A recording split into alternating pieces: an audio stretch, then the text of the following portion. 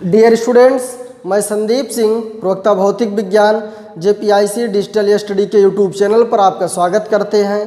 प्रिय विद्यार्थियों, बोर्ड परीक्षा को दृष्टिगत रखते हुए एनसीईआरटी भौतिक विज्ञान में जितने आंकिक प्रश्न हैं, अभ्यास प्रश्न में क्रमवार व्याख्या की जा रही है।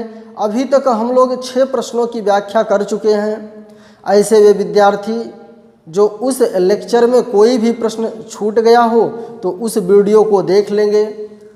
आज हम लोग प्रश्न नंबर 7 की व्याख्या करने चल रहे हैं। प्रिय विद्यार्थियों, आप लोग बहुत अच्छा नोट्स बना करके भेज रहे हैं। यह देख करके मन बहुत प्रसन्न हो जाता है कि हमारे विद्यार्थी इतने एक्टिव हैं। और ऐसे जो विद्यार्थी अभी तक किन्हीं कारणवश नहीं भेज पाए हैं, आप लोग भी पूरा का पूरा नोट्स और आंकिक प्रश्न लगा करके भेजा करिए। प्रश्न नंबर 7 की व्याख्या कर रहे हैं। 15 सेंटीमीटर फोकस दूरी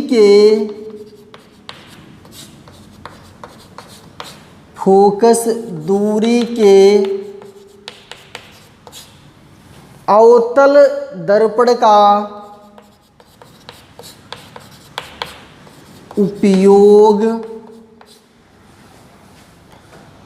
करके हम किसी बिंब आपको हम कई बार बता चुके हैं। बिंब मतलब वस्तु होता है। बिंब मतलब क्या होता है? वस्तु। करके हम किसी बिंब का सीधा प्रतिबिंब बनाना चाहते हैं। बिंब का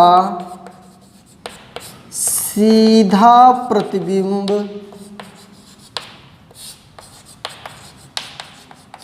बनाना चाहते हैं।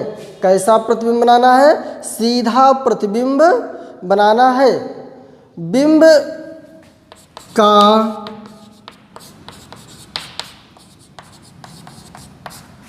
दर्पण से दर्पण से दूरी का परिसर क्या होगा? का परिसर क्या होगा? और आगे प्रश्न पूछ रहा है कि प्रतिबिंब की प्रकृति कैसी होगी? प्रतिबिंब की प्रकृति कैसी होगी? क्या पूछ रहा है? प्रतिबिंब की प्रकृति कैसी होगी? अगला प्रश्न पूछ रहा है कि प्रतिबिंब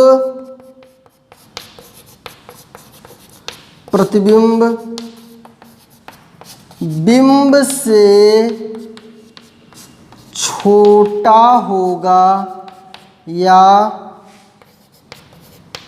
बड़ा? छोटा होगा या बड़ा होगा?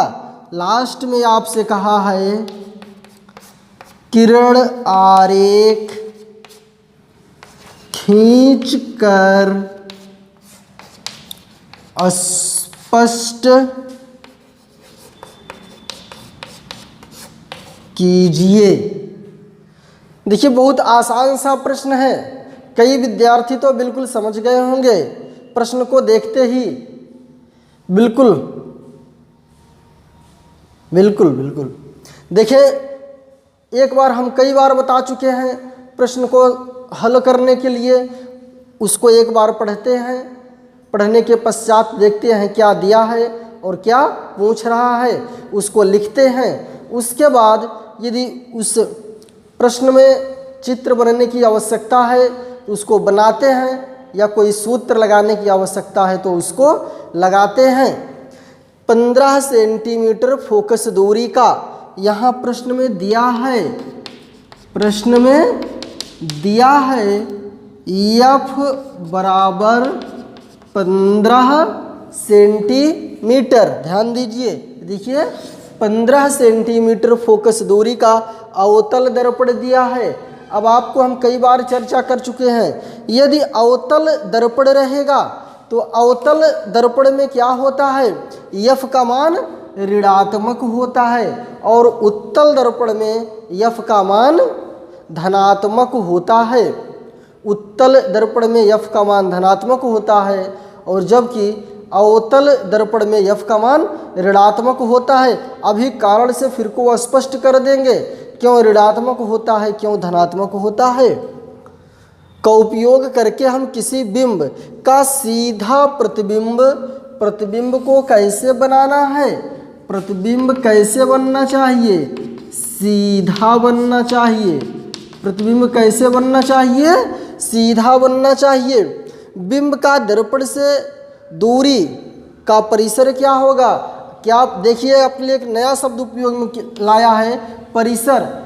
परिसर मतलब रेंज मतलब परिसर, मतलब परिसर क्या है, वह एक प्रकार की यह डिस्टेंस है, ये क्या है, दूरी है कि दर्पण से दूरी क्या होगा। प्रतिबिंब की प्रकृति कैसी होगी, क्या पूछा है अगला प्रश्न, प्रतिबिंब की इसकी क्या पूछा है, प्रतिबिंब की प्रकृति पूछा है। प्रतिबिंब की प्रकृति कैसी होगी। अगला प्रश्न पूछा है, प्रतिबिंब बिंब से छोटा होगा या बड़ा होगा, कैसा होगा, छोटा होगा या बड़ा होगा। और आपको क्या खींचना है, इसका किरण आरेख भी खींचना है। अब आप देखिए बिल्कुल इतने ही शब्दों से हम समझ जाएंगे। माइनस दिया है, अवतल दर्पण है, अवतल दर्पण है, कितना फोकस दूरी है, 15 सेंटीमीटर है। उसमें प्रतिबिंब कैसा बनना चाहिए, सीधा बनना चाहिए। प्रतिबिंब की प्रकृति कैसी है, प्रतिबिंब छोटा है कि बड़ा है, और उसका किरण आरेख भी खींचना है। प्रिय विद्यार्थियों, आपको हम अवतल दर्पण, ये क्या है, अवतल दर्पण है, इसकी कई बार हम व्याख्या कर चुके हैं, कई वीडियो में बता भी चुके हैं। ये पोल होता है, ये F होता है, ये C होता है। अब आप देखिए यहाँ पर क्या बनाते हैं आप, अक्ष बनाते हैं, यही तो करते हैं। तो 21 अक्ष में आता है, निगेटिव अक्ष में, इसलिए F का मान क्या होता है, माइनस होता है। F का मान क्या होता है, माइनस होता है। आपको हम कई बार चर्चा कर चुके हैं, अवतल दर्पण में 6 स्थितियां होती हैं। एक तो अनंत पर, उसका प्रतिबिंब फोकस बिंदु पर बिंदुवत बनाता है। दूसरा अनंत और C के बीच में, उसका प्रतिबिंब C और F के बीच में वस्तु से छोटा बनाता है। तीसरी स्थिति C पर, उसका प्रतिबिंब C पर ही बनता है, बराबर बनता है। चौथी स्थिति C और F के बीच में, इसका प्रतिबिंब C से परे बनता है, C से दूर बनता है, जो कि वस्तु से बड़ा होता है। और चौथी स्थिति F पर, जो कि अनंत पर बनता है। ये सभी पांचों स्थितियों में जितने प्रतिबिंब बनते हैं, सभी के सभी प्रतिबिंब उल्टे होते हैं। कैसे होते हैं, उल्टे होते हैं। एकमात्र ऐसा स्थिति जब F और P के बीच में हम वस्तु को रखते हैं तो उसका सीधा प्रतिबिंब बनता है। आइए देखते हैं। ये देखिए, जब कोई किरण मुख्य अक्ष के समांतर आती है तो वह कहाँ से होकर के जाती है, फोकस बिंदु से होकर के जाती है। कहाँ से होकर के जाती है, फोकस बिंदु से होकर के जाती है। और दूसरी वो किरण, आप ये देखिए, ये क्या है, दर्पण है। तो ये दूसरी किरण जो आप ये देखिए वक्रता केंद्र से जो जाएगी वो सीधे होकर के चली जाती है। यहाँ पर आप एक अंतर पाते हैं। आप ये देखिए कि इनकी दूरी बढ़ने के साथ बढ़ती जा रही है, अर्थात ये अनंत पर नहीं मिलेंगी। जब अनंत पर नहीं मिलेंगी तो ये कहाँ पर मिलेंगी, इसको हम क्या करते हैं, पीछे की ओर बढ़ाते हैं। आप ये देखिए लगभग यहाँ कहीं मिली, जहाँ पर मिलती हैं वहीं पर हम क्या बना देते हैं, प्रतिबिंब बना देते हैं। ये क्या है, प्रतिबिंब है, इमेज कहते हैं। क्या कहते हैं, इमेज कहते हैं। इसे क्या कहते हैं, इसे बिंब या वस्तु, इसे ही हम ऑब्जेक्ट कहते हैं। इसे ही हम क्या कहते हैं, ऑब्जेक्ट कहते हैं। और ये क्या है, प्रतिबिंब है, इमेज है। अब आपने ये देखा कि प्रतिबिंब, बिल्कुल सभी प्रश्न बिल्कुल क्लियर हो गए।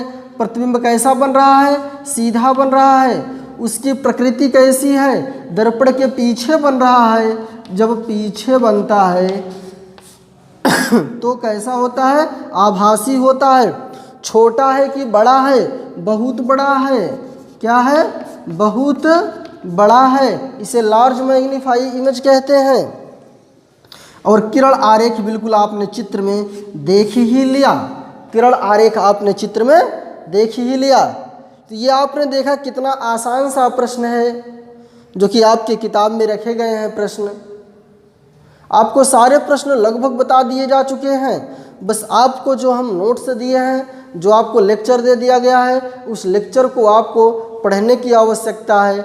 नोट्स को लर्न करिए, सीखिए, समझिए। कहीं कोई दिक्कत हो तो आप हमसे जुड़ सकते हैं।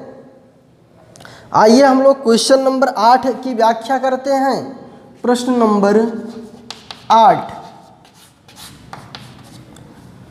प्रश्न नंबर 8 क्या कह रहा है कि निम्न स्थितियों में प्रयुक्त दर्पण कौन से होंगे। निम्न स्थितियों में प्रयुक्त दर्पण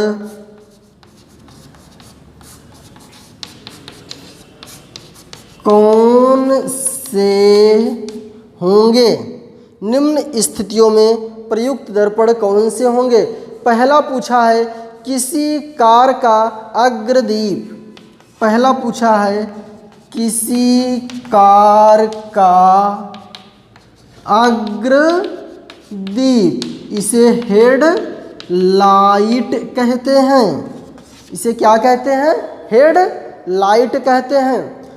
दूसरा पूछा है किसी वाहन का पार्श्व दर्पण। किसी वाहन का पार्श्व दर्पण अर्थात पीछे का दर्पण, अर्थात पीछे का दर्पण कौन सा होगा। और आपसे तीसरा पूछा है सौर भट्ठी। देखिए अब हम एक एक की क्रमानुसार व्याख्या करते हैं। पहला किसी कार का अग्रदीप अथवा हेडलाइट। आप बात समझेंगे तो बिल्कुल पूरा का पूरा स्पष्ट हो जाएगा। आप ये बताइए कार का, कोई कार है, कोई ट्रक है, कोई फोर व्हीलर है, उसके आगे कौन सी लाइट लगी हो कि कम दूरी तक दिखाई देनी चाहिए कि ज़्यादा दूरी तक। ज़्यादा दूरी तक ना, बिल्कुल यू आर राइट, ज़्यादा दूरी तक दिखाई देनी चाहिए। तो वहाँ पर हम ऐसे दर्पण का इस्तेमाल करेंगे कि जो ज़्यादा दूरी तक दिखाई दे। अब आप ये समझिए कि यदि हम वहाँ उत्तल दर्पण का इस्तेमाल कर देंगे, किसका इस्तेमाल कर देंगे, उत्तल दर्पण का इस्तेमाल कर देंगे, तो उत्तल दर्पण क्या बनाता है, सदैव छोटा प्रतिबिंब बनाता है। कैसा प्रतिबिंब बनाता है, छोटा प्रतिबिंब बनाता है। और कैसा बनाता है, आभासी प्रतिबिंब बनाता है। तो जब हम वहाँ उत्तल दर्पण का प्रयोग कर देंगे तो आभासी मतलब वो हमको स्पष्ट उसको कल्पना करना पड़ेगा। क्या करना पड़ेगा, कल्पना करना पड़ेगा। आदमी उल्टे आपको दिखाई दिए, पता लगा आदमी उल्टे दिखाई दिए, तो फिर आप उस समय सही जजमेंट नहीं ले पाएंगे, पहली बात। और दूसरी बात, जो कार का अग्रदीप दूर तक दिखाई देना चाहिए। कैसा दिखाई देना चाहिए, दूर तक। तो दूर तक देखने के लिए वहाँ पर अवतल दर्पण का इस्तेमाल किया। कि देखिए जैसे बल्ब है, तो इस प्रकार से जब किरणें आएंगी तो उनको इस प्रकार से समांतर कर देता है। क्या कर देता है? समझिएगा, क्या कर देता है? समांतर कर देता है। जब समांतर कर देगा तो काफ़ी दूर तक दिखाई देगा, काफ़ी दूर तक दिखाई देगा। तो हम किसका इस्तेमाल करते हैं? अवतल दर्पण का इस्तेमाल करते हैं। यदि हम उत्तल दर्पण का इस्तेमाल करेंगे तो बिल्कुल नज़दीक दिखाई देगा। आप ऐसा समझ लीजिए कि आपके घर में भी या वाहन में ही कुछ लाइट ऐसी लगी होती हैं जो बगल के साइड के लगी होती हैं, जो चारों तरफ प्रकाश करती हैं। जो चारों तरफ प्रकाश करती हैं वो क्या होता है? उनका परिसर, उनका रेंज क्या होता है? कम होता है। उनका रेंज कम होता है, और जब कम होता है तो हमको कम ही दूरी तक दिखाई देगा। और जबकि वहाँ पर जैसे लाइट से निकला, जब अवतल दर्पण लगाए रहेंगे तो समांतर कर देगा, तो हमको रोड पर या सीधे बहुत दूरी तक दिखाई देगा। इसलिए हम किसी कार के अग्रदीप में किसका इस्तेमाल करते हैं? यहाँ पर अवतल दर्पण का इस्तेमाल करते हैं। किसका इस्तेमाल करते हैं? अवतल दर्पण का। क्योंकि बहुत दूर तक देखने के लिए, और दूसरी बात स्पष्ट प्रतिबिंब को देखने के लिए, स्पष्ट प्रतिबिंब को देखने के लिए। अब आप देखिए दूसरा प्रश्न, वाहन का पार्श्व दर्पण, मतलब वाहन के हमारे पीछे कौन सा दर्पण लगाया जाए? देखिए, जब वाहन के पीछे कौन सा दर्पण लगाया जाए? जब वाहन के पीछे हमको पीछे की जो स्थिति है बिल्कुल स्पष्ट दिखाई दे, पीछे की जो स्थिति है बिल्कुल स्पष्ट दिखाई दे, तो यदि हम अवतल दर्पण लगा देंगे तो उल्टा प्रतिबिंब बनाएगा। समझ गए आप लोग? Very good. जब हम अवतल दर्पण लगा देंगे तो प्रतिबिंब उल्टा, आदमी आपको उल्टे दिखाई देंगे तो आप समझ ही नहीं पाएंगे हमको किधर जाना, कैसे क्या करना है। इसलिए वहाँ पर क्या लगाते हैं? स्पष्ट है, उत्तल दर्पण लगाते हैं। क्या लगाते हैं? उत्तल दर्पण का प्रयोग करते हैं। किसका प्रयोग करते हैं? क्योंकि सीधा प्रतिबिंब प्राप्त करेंगे। जब पीछे हम देखेंगे किसी व्यक्ति को तो हमारे गाड़ी में जब दर्पण में हमारे सीधा दिखाई देगा, तब हम उसकी सही स्थिति को समझ जाएंगे और उसी हिसाब से हम ड्राइव करेंगे। सौर भट्टी में हम वहाँ पर क्या करते हैं कि हमारा जो भी सौर भट्टी है, सूर्य की जो किरणें हैं वो जिस तल पर गिर रही हैं, तल पर गिरने के बाद वो ज़्यादा वर्क करें। क्या करें? जैसे एरिया बहुत ज़्यादा है या कम है, तो यहाँ पर इसे गिरेगी, तो देखिए आप इस प्रकार से ये एक ही बिंदु पर, फोकस पर वो आनी चाहिए। तो इसके लिए आप किसका, जिससे देखिए आप ये मान लीजिए सौर भट्टी है, एक किरण गिरी इस प्रकार से एक ही बिंदु पर आनी चाहिए। आप ये देखिए, अब यहाँ तो आप उत्तल का इस्तेमाल तो कर नहीं सकते हैं, यहाँ किसका इस्तेमाल करेंगे? अवतल दर्पण का इस्तेमाल करेंगे। तो सौर भट्टी में हम पकाने के लिए, कुछ भी गर्म करने के लिए इसका उपयोग करते हैं। जो अवतल दर्पण क्या करता है? उनको केंद्रित कर देता है, एकत्रित कर देता है, जिसके कारण हमको जो है काफ़ी आसानी होती है। प्रिय विद्यार्थियों, हम उम्मीद करते हैं कि वीडियो आपके लिए बहुत लाभप्रद होगा। आप लोग वीडियो में निरंतर बने रहते हैं, इसके लिए बहुत बहुत धन्यवाद।